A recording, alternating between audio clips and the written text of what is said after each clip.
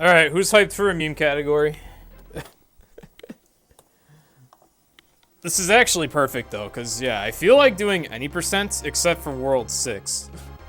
And I also don't mind the idea of practicing Lost World stages, so... I mean, this is actually very cool. Alright, sip of water.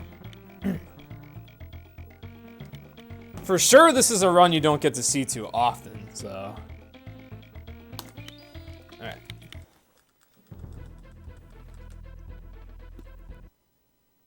So, in order to access the Lost World stages, you have to enter a cheat code. Just like the Beat Krematoa run that I've done for DKC2. I should probably open that DK barrel, actually. Yeah. The thing is, the cheat code is entered with movement and collecting stuff in this stage.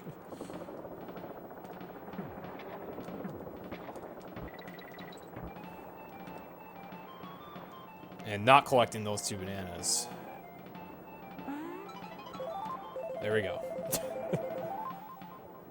75 Kremkoins. Oh.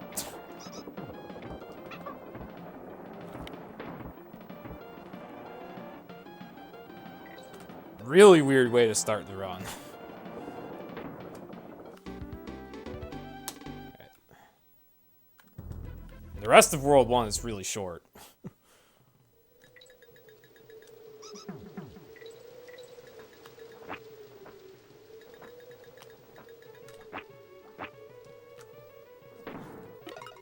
There's a wrong orb.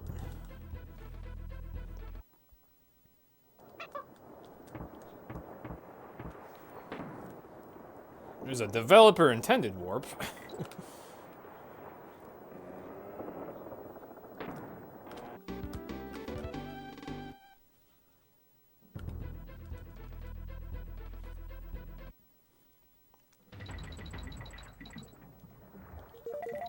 Oh, nice. That's a tough jump. Oh, damn.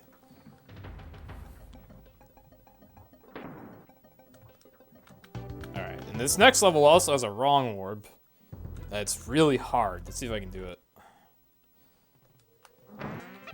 Oh. Wow.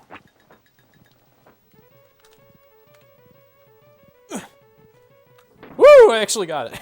Okay.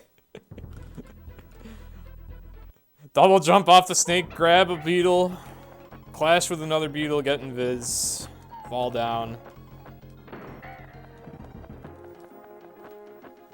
Yeah, it's gonna be a gold no matter what, since this is my first true ending run.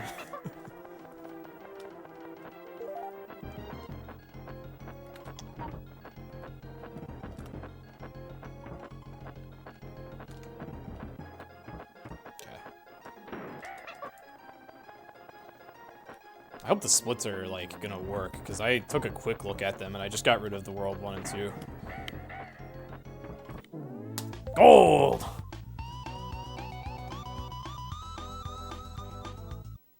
Yeah, there's gonna be a lot of golds. All I have to do is finish. Alright. This level has a wrong warp that I'm really bad at. Oh, I actually got it. Nice.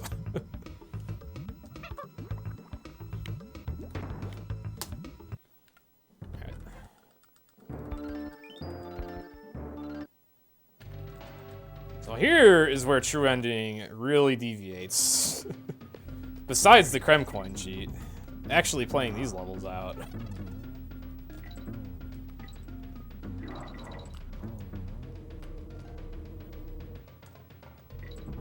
So there's an actual level in World 2.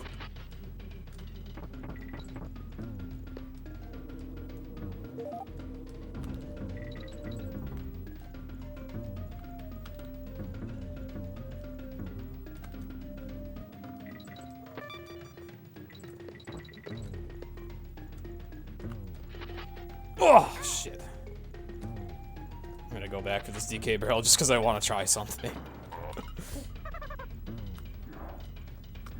Okay.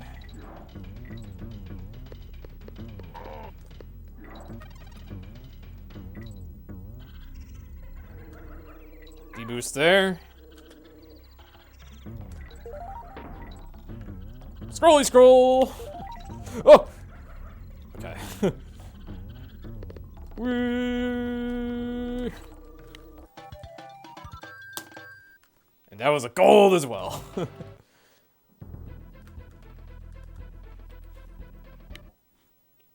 Definitely the strangest category in this game. Oh. Okay. Nice. Okay.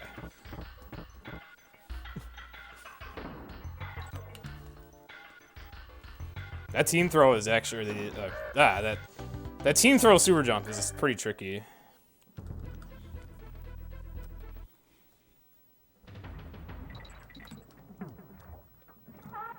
You have to do it twice in 102%, because first you warp to the end of the stage to beat it. Then you warp to the end of the stage and play it backwards to get all the bonuses and start select out. So you have to do it twice in 102.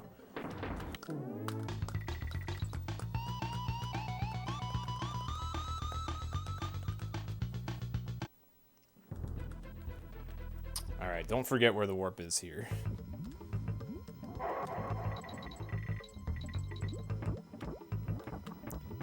This is actually a really interesting category, because, like, it features so many— oh, fuck, force a habit, force a habit. I've practiced the warpless method for this stage so many times, I cannot actually find the warp barrel anymore, but— fuck! Earlier I was trying to do any percent strats during warpless runs, now I have the opposite problem.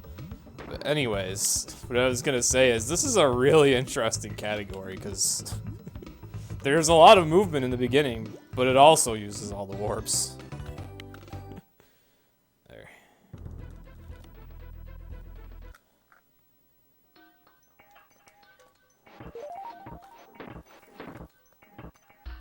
Hey there, Dark.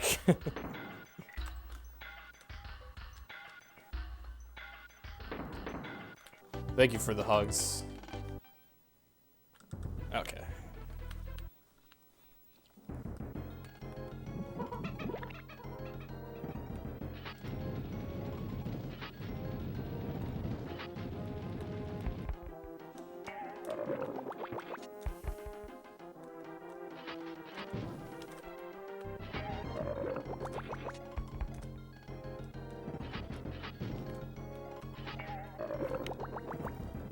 Oh, you're muted.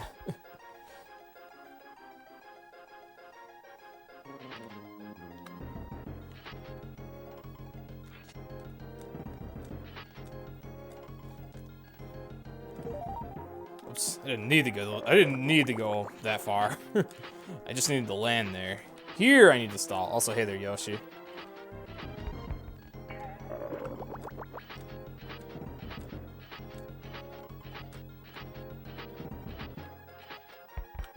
Oh! Okay, give me another ball. There we go. Yeah, this boss fight is annoying, though. This boss fight is annoying.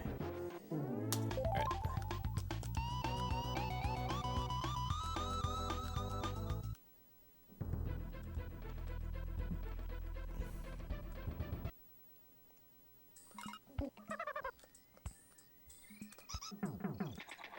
Alright, luckily for this stage, I only know one route.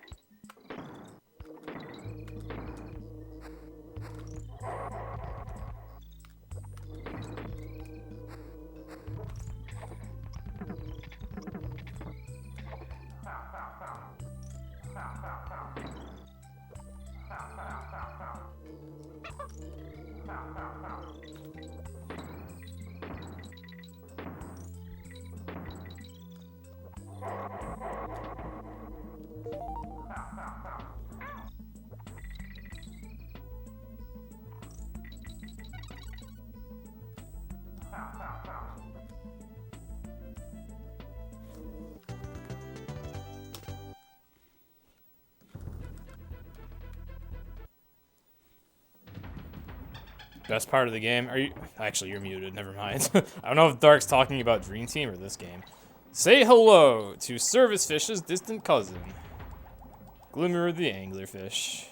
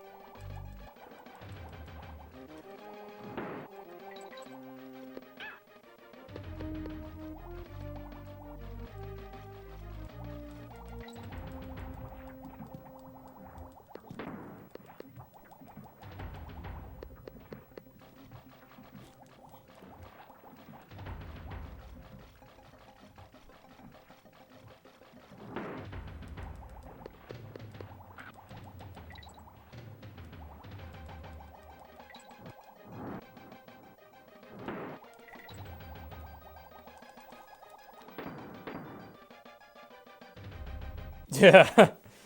Don't worry, Pride. Pretty soon we will be doing 102. And for 102 runs, I will want to be familiar with Lost World stages, so... It is actually a neat idea for me to do True Ending. Both True Ending and Warpless kind of prepare me for 102 in, like, their own special way. Warpless prepares me by showing me, like, all of Worlds 1 and 2 and what all of the stages are like without their respective wrong warps, and then True Ending shows me the Lost World.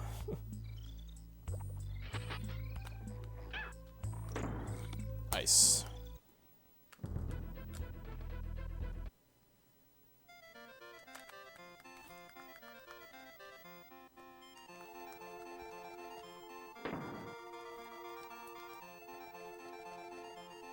This is really weird though, because it's like, it messes with my head. I've been doing so much warpless, but now I need to think as if I'm doing an any percent run, and I need to remember to show the wrong warps off. I'm also gonna have to remember after this stage to do Black Ice Battle.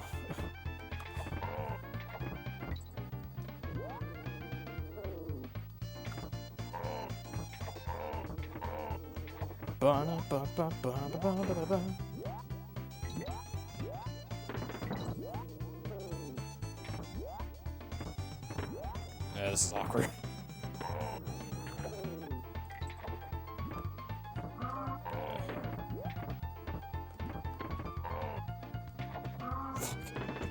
This is not going how it usually does.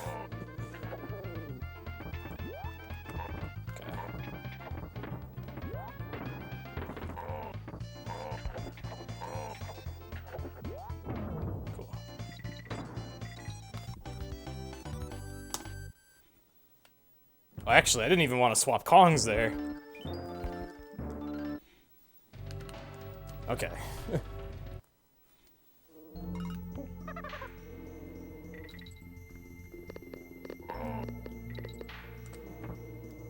This level's tough.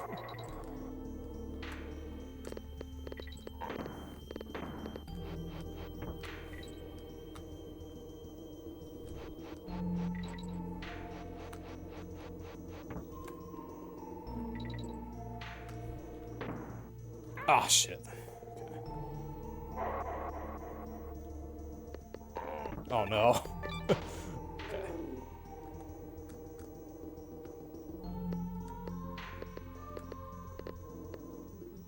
Fuck.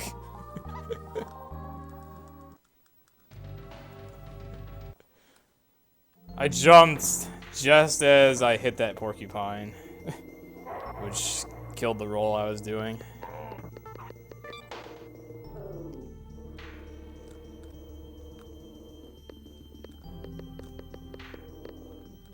There we go.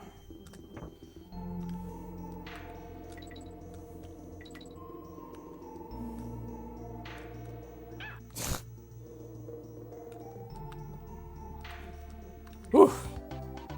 That is a spicy stage. Oh, I need both Kongs. I'll do this.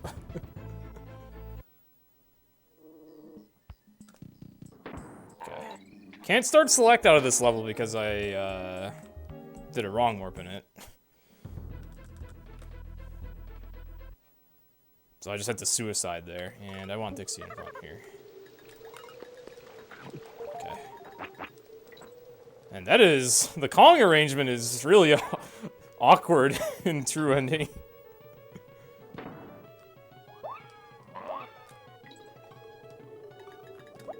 Oh shit, shit, shit, shit. I'm confusing my categories.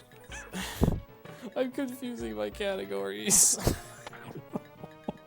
I can't play this game today. I almost started doing warpless movement again. I'm gonna run out of lives.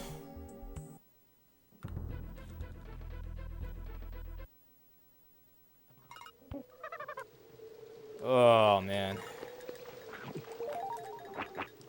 I am having such a hard time focusing, I guess. Alright. Wrong warp!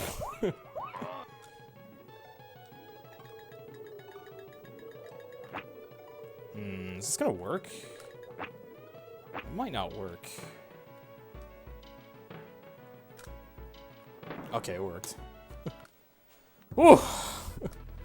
I am such a confused boy today. Alright, I at least eventually pulled off what I desired.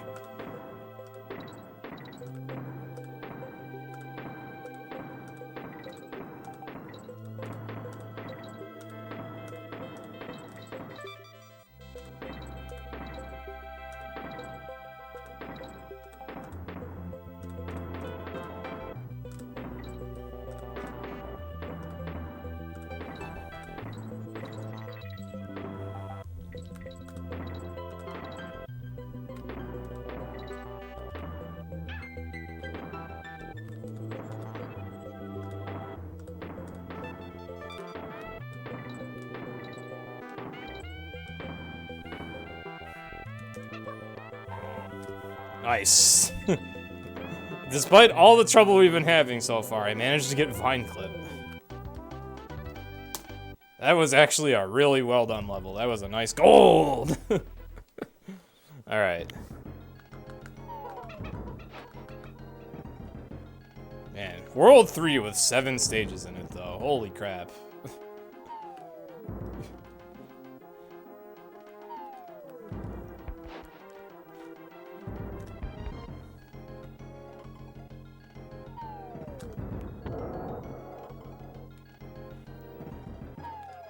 It's really spicy having the Lost World stages involved, because, yeah, the worlds become so long.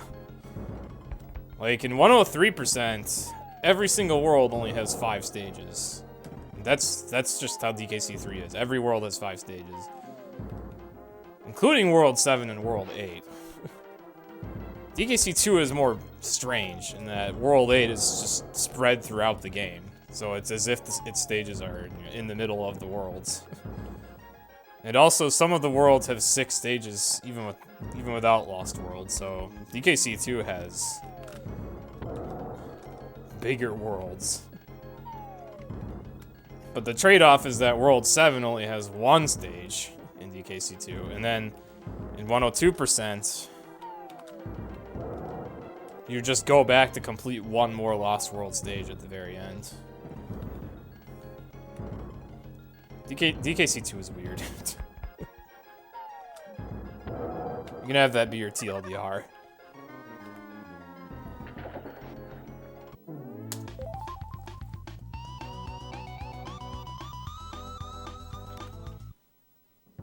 This one's also got 7 stages in it.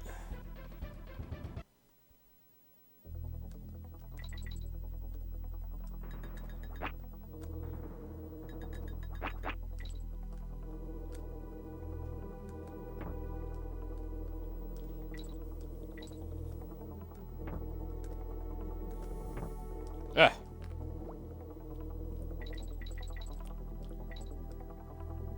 Alright, so this is deliberate.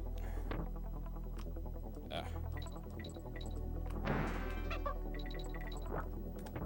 Uh-oh. Okay.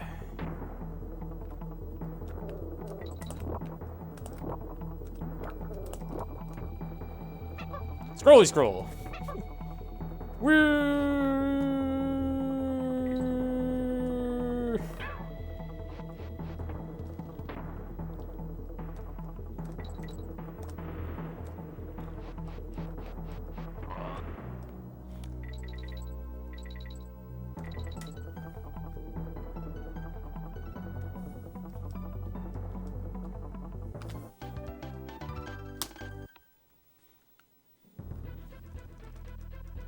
Why do we ride animal buddies? Sometimes, but other times we become them.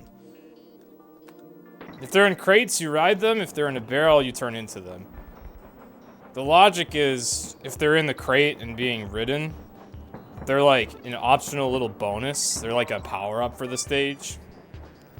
Or if you get hit, they will run away from you, so you might lose them, but the stage is still playable without them.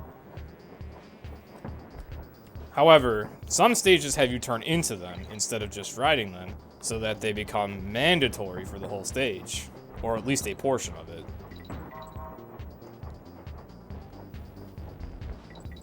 And in such cases, you can only take 2 hits as usual. Once you take 2 hits, you die.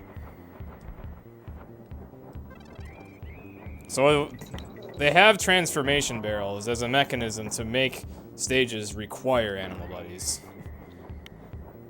So it's neat.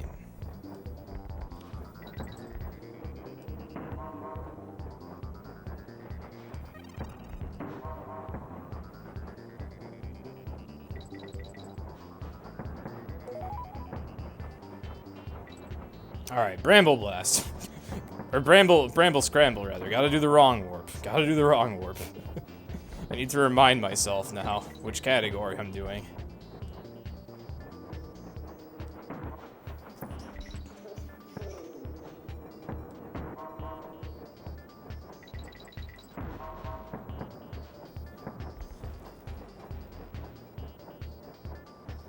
From what you've seen, they're never mandatory. Transformation barrels generally are mandatory.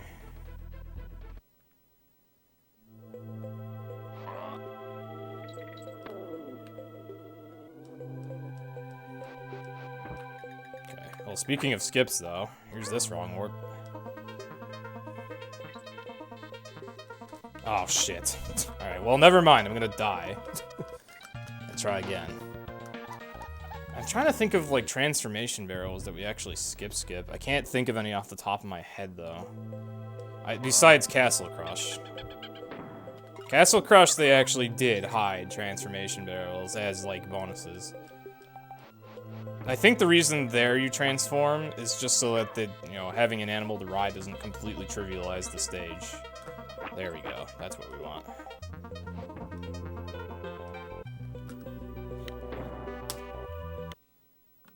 Alright, last night this level completely kicked my ass. But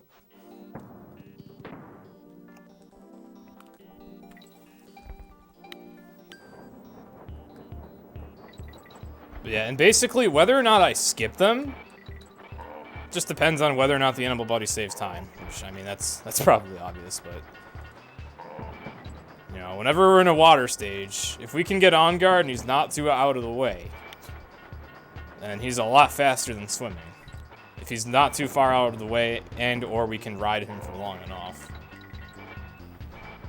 Which, unfortunately, Lockjaw's Locker Warpless, there's 2 on-guard crates in that stage. Neither of them are supposed to actually be used, because they're just barely too far out of the way for on-guard to actually be able to save any time.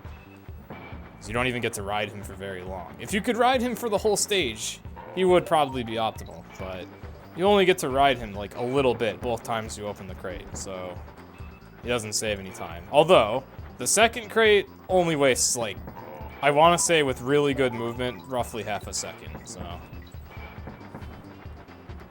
I don't mind taking that time loss.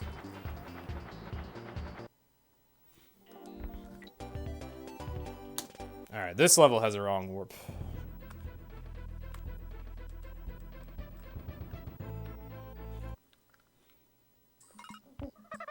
Then we go to Clobber Carnage.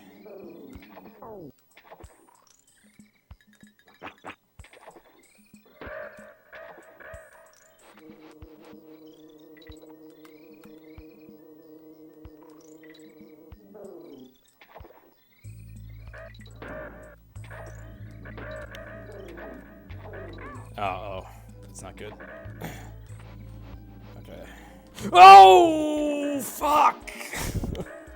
Fuck! Ah, I accidentally hovered just before the midpoint. I wanted to jump on a platform. Damn it.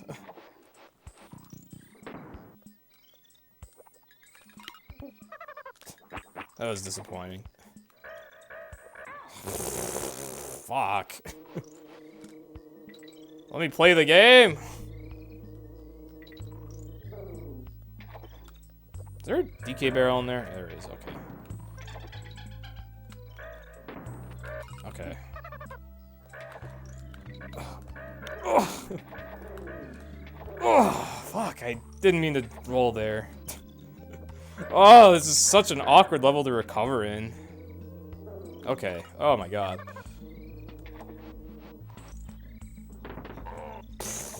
Yeah, too many different categories are definitely like fucking with my head, but this stage I don't even have that excuse. This stage I'm just...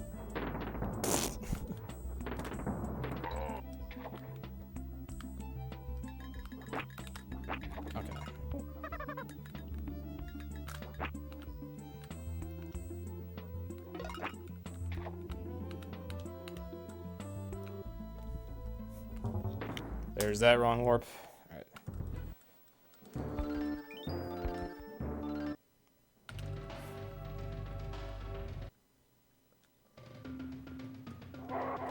I guess it's cool how doing that wrong warp with Dixie doesn't lose as much time as it does in any percent.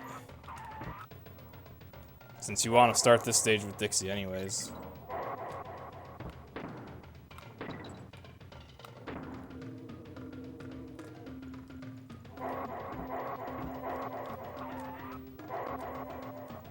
Oh, I didn't expect you to live.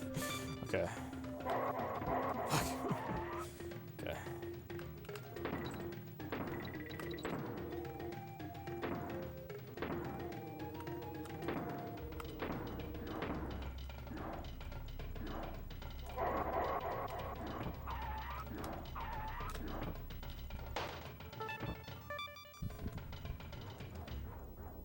Aw, it's not gonna work.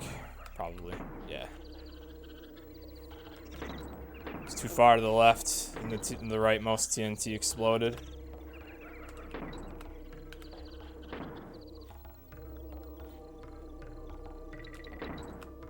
So Pride, if you're wondering like what I was trying to do there, let's see if I can get it to work this time. Oh, I wasn't supposed to do that. It's probably not gonna work now.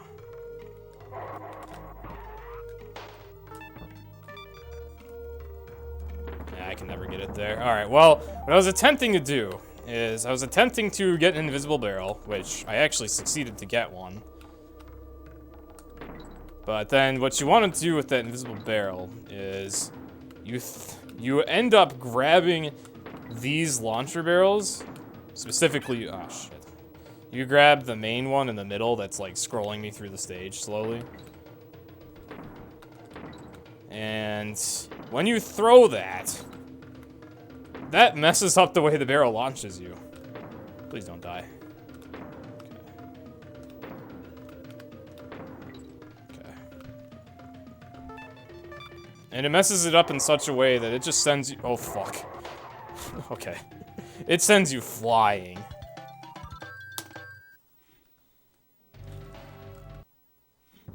Oh, maybe you were talking to Yoshi. I was not.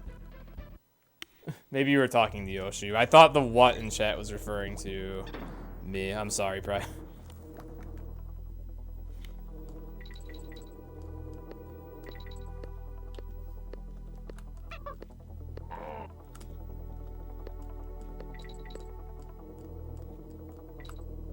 Oh, shit. Okay.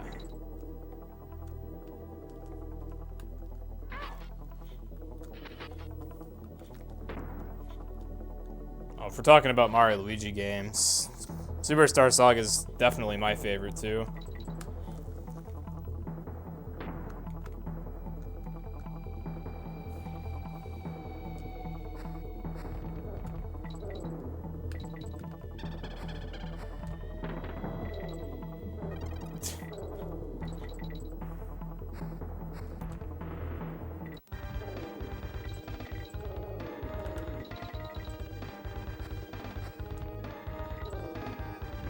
Ah.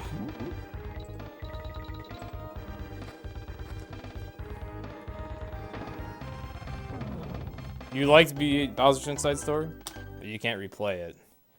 I kind of like that game too. The only one of them that I like really loved was Superstar Saga.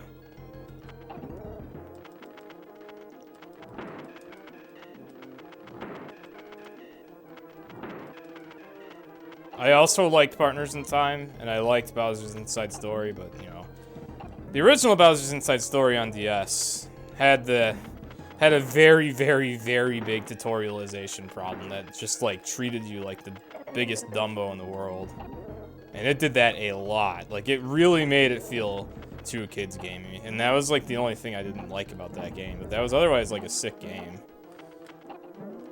It's just unfortunate that it had that flaw. Like, it really wanted to be a kids game. And then, Partners in Time, I don't remember it all that well.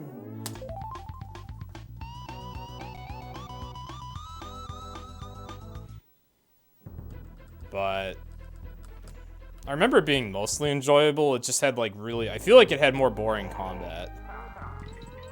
Whereas all the other games have pretty interesting combat. I can't speak for Dream Team, I haven't played that one.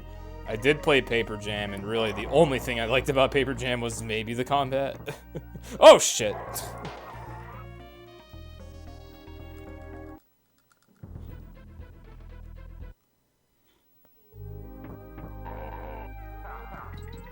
Yeah, Pride, if I had the answer to what made you enjoy the other Mario and Luigi games less, I mean, they're all really tutorial heavy, but Superstar Saga doesn't feel like it's baiting you too much, I want to say, because, like, it's at least kind of funny with the way it does its tutorials.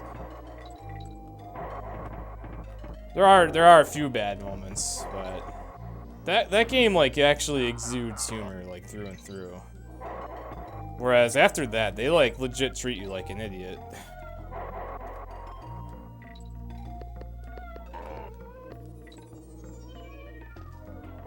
At least that's kind of something I feel like I'm remembering. Ah, shit. That was very risky.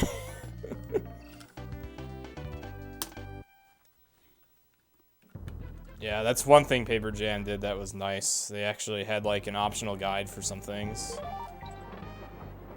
It's just a shame that that game wasn't, It had, like, awesome boss battles.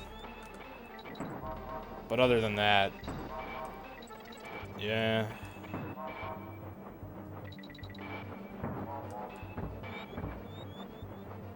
It's probably not a good thing that I don't remember very much.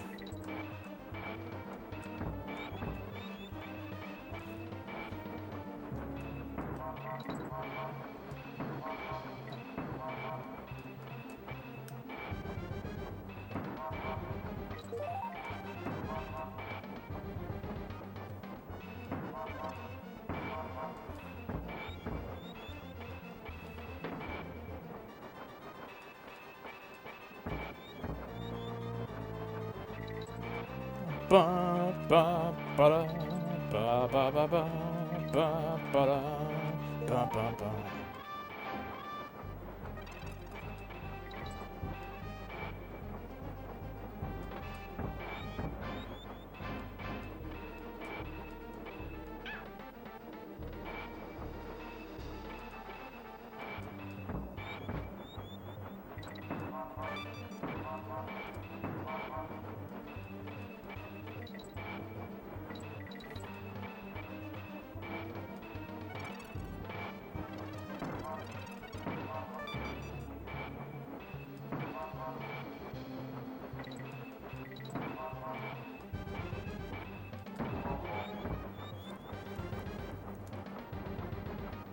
Oh yeah, the first two Paper Mario games. Definitely among my favorite games of all, for sure. I like Paper Mario 64 a lot better. Even though it feels a lot more childish of a game, I really enjoyed like how how much more colorful it was and how much... I guess how much more variance I felt throughout it, whereas TTYD has you do a lot of very boring backtracking and didn't feel like it had as much to explore as it did just have you go back and forth a lot, especially in chapters 4 and 5. Holy fuck. And chapter 7. Half of chapter 7 is, hey, go back to all the other towns. And then the chapter 6, you just run around the train. Like, I respect the things that TTY did that were awesome, but I did not like how it just had you running back and forth a lot. Also, one thing I have to say about TTYD, I fucking love that baby Yoshi so much.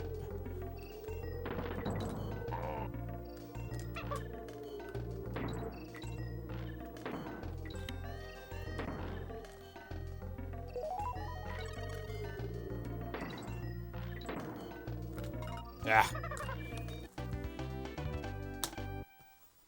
Yeah, the things TTYD does right are awesome. At least. Alright. So this level is fun.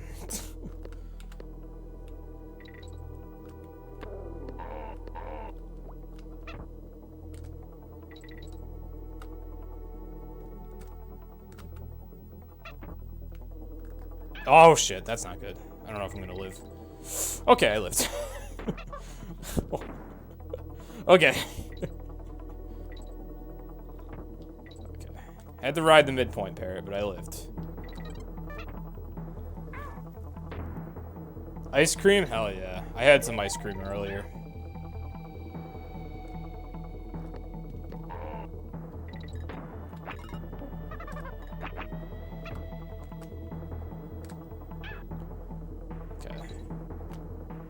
So you know what's kind of wacky about True Ending? I'm actually like almost done. There's not a lot of levels left now, since most of World 6 is skipped. This level, well, yeah.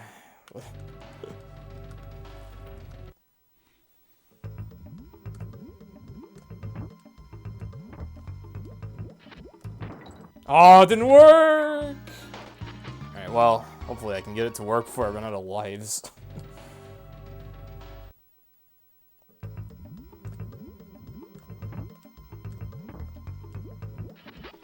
There we go.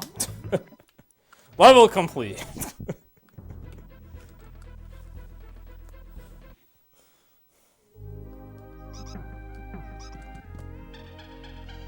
Truly the greatest addition in True Ending.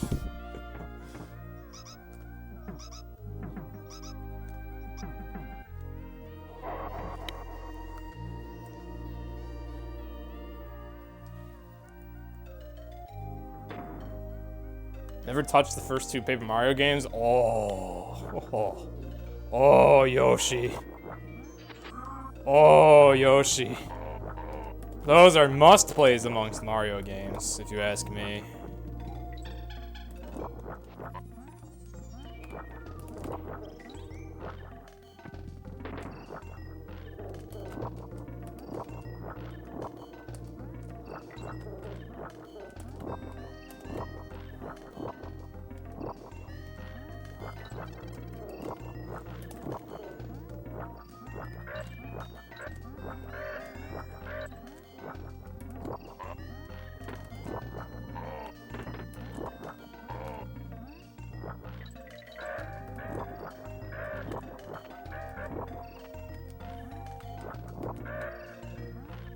Oops.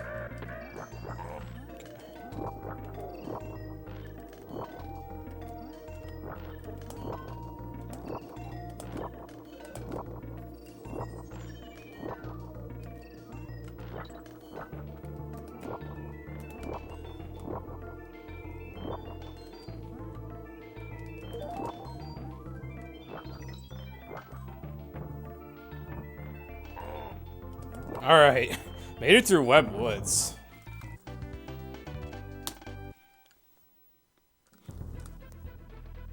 You weren't born around that time. You should still. All right, I guess Paper Mario 64 probably wouldn't look very good. It's like That game has very dated graphics. That's one unfortunate issue with it. It has very dated graphics. It probably wouldn't feel that exceptional to the blind eye, but you could try TTYD at least. That is, I think, still a decent looking game. Still worth a play. And hey, that game has a Yoshi partner. A really adorable one at that.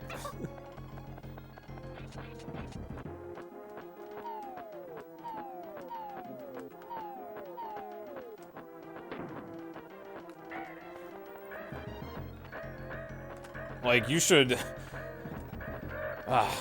you have a Wii? If you have a Wii, you can actually play Thousand Year Door on that. Like, you should actually go ahead and play that game, despite it being older. Alright, I love how I still get to play my favorite stage in World 6. Works out well for me. On guard, the swordfish. You have a Wii in the basement. Go dig it out of the basement. Go get a copy of Thousand Year Door. Play that shit. Unless you really don't want to. I was just talking yesterday about how I don't like feeling forced to play a game. But I am very sure you would like that game, Yoshi.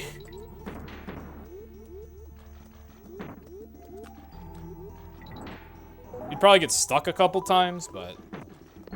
I think there's a couple moments where it's kind of hard to tell what to do, but in such cases, just look up what to do.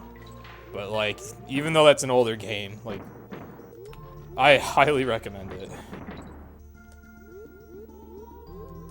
You would probably also like Paper Mario 64, but it looks like shit, so...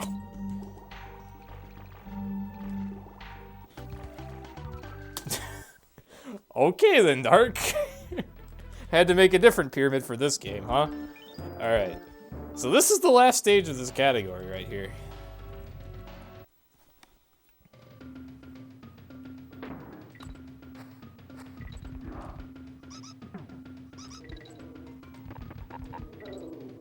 I don't have to worry about World 6.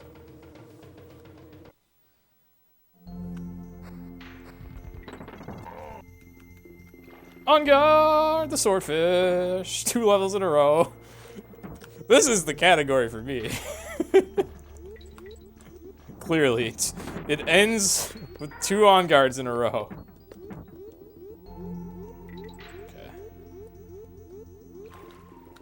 Okay. Okay. Point just in case.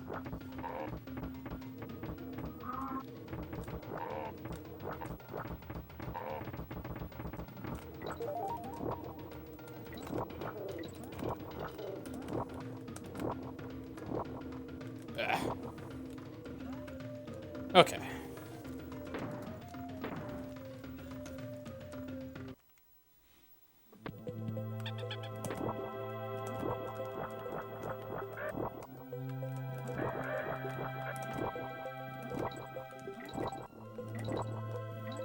Oh, I almost got hit there.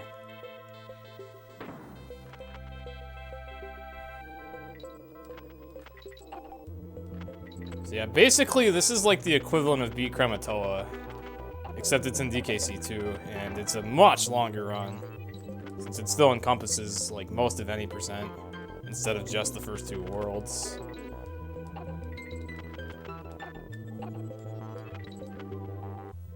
Actually kind of enjoyed it.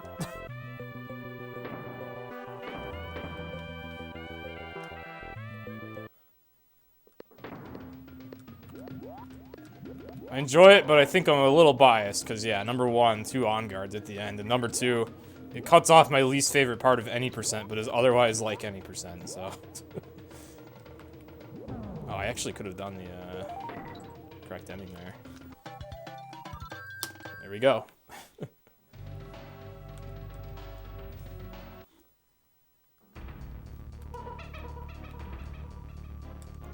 So, they put in a lot of extra work for the second K. Rool fight in DKC3, with a completely unique gimmick of having to throw kegs into the ceiling vent to hit him in the background.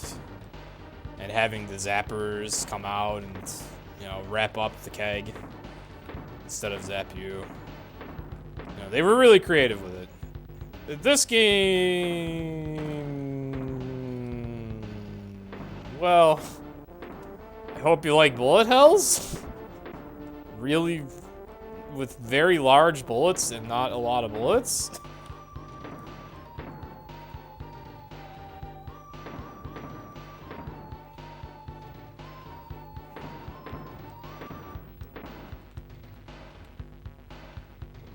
The only thing that makes this boss climactic is, it is easy to die. You can only get hit once the whole time. And if you mess up the very last hit, then the whole entire thing starts over.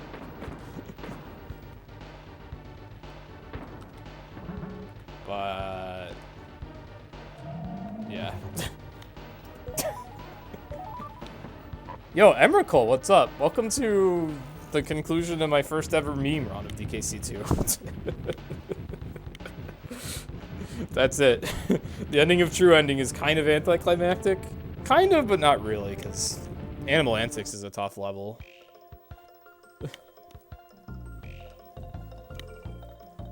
This is actually faster than my any percent PB, funny enough. So I guess this is the shortest category. Yeah.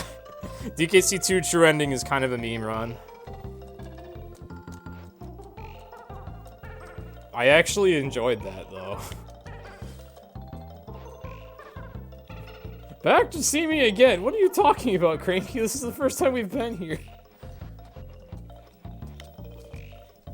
Well, technically, you're not supposed to be able to do this before beating the first K rule, but... yeah. Kremkoin. Good run. Thank you, Zan.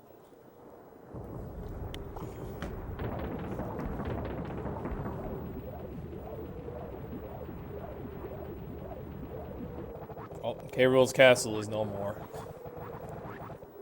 You never saw this ending? Oh, this is the, yeah, this is what happens when you beat all the Lost World stages, which you either have to enter a cheat code to get all the coins to access them, or you have to do all the bonuses in the game to get all the coins to access the Lost World. You're mad that Yoshi's up there, not Samus. Yoshi's a good boy.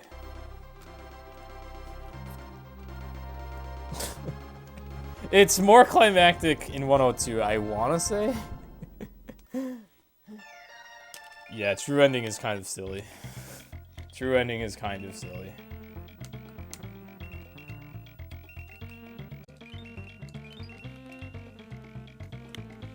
Well, I guess now I know True Ending is 40%.